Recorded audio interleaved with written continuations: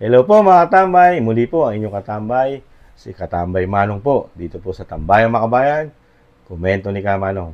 Ito po, komentuhan po natin itong nakarang araw po na talagang nagpahayag po ang dating Pangulong Duterte dahil alam naman po natin kung sino ang nag-take over ng pamamahala at mga sinasabing ari-arian po ng Kibuloy. Kung sino po ang kanyang dineclare, ang dating Pangulong Duterte po ang namamahala na po ngayon sa mga sinasabing mga ari-arian ni Pastor Kibuloy. Pasensya na po mga tambay, may konting sipon at ubo ang inyong katambay, kaya iinom po muna ako ng tea.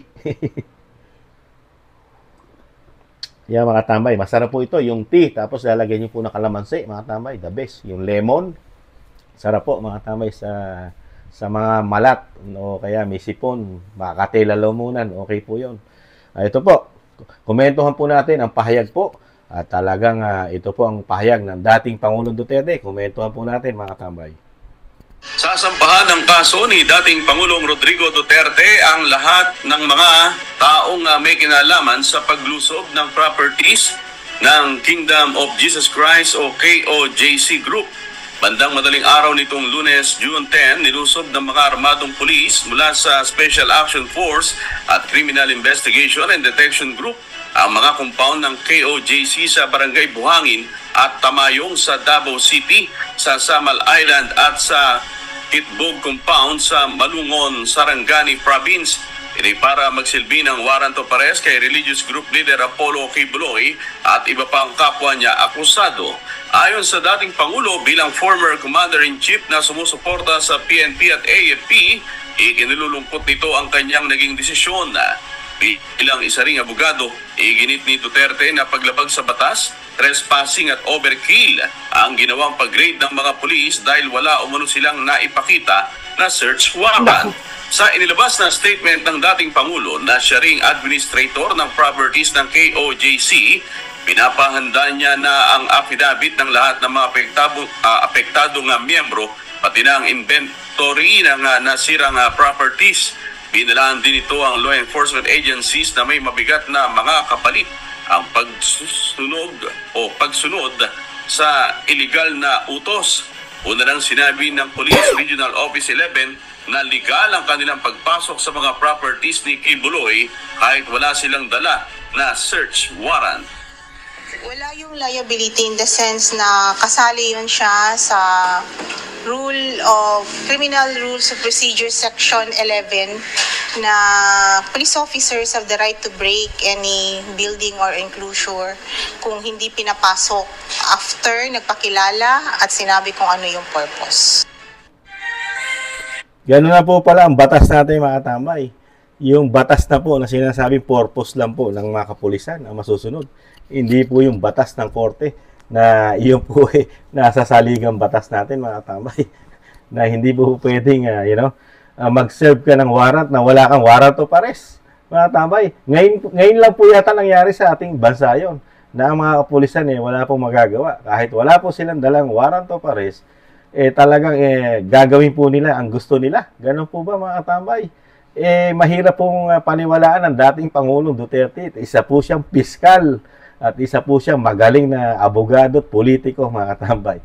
Sa kabila nga sinabi nga ni dating Pangulong Duterte, nalulungkot siya dahil nadadamay ang kapulisan at kasundaluhan dito po sa issue na ito sa maling pag-utos kung sino man na sinusunod nitong mga kapulisan na sinasabi o militar.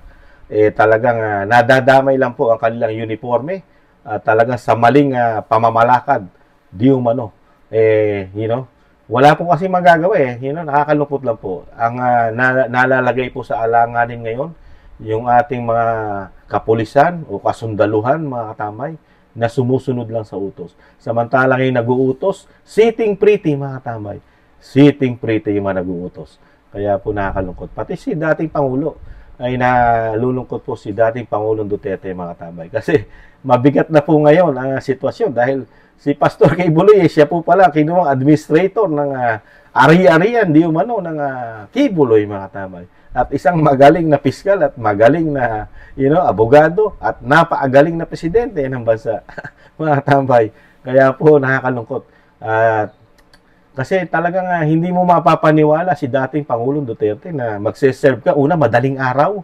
Wala po sa batas yun na kukuha ka ng isang sinasabi mo na kailangan hulihin. Madaling araw, hindi naman terorista ang Pastor Quiboloy. Sana man lang terorista o sinasabing nahatulan na krimen. Wala pa namang hatol. Kahit po sa Pilipinas hindi pa naman nag-uumpisa yung kaso. Mga katambay, binubuhay pong muli yung kaso pero hindi pa naumpisahan. Wala pang hearing para sabihin mo si Quiboloy wanted, mga katambay. At hindi naman siya sasabihin terorista. At wala naman pinasasabog yata si Quiboloy, mga katambay. Kaya po, tapos pupunta ka sa isang private property ng sinasabing pag-aari ng samahan ng Quiboloy. Sisirain mo pa, mga katambay. Pipilitin mong puwersahin. Ni kapirasong papel di hapon na warrant of arrest, wala kang dala.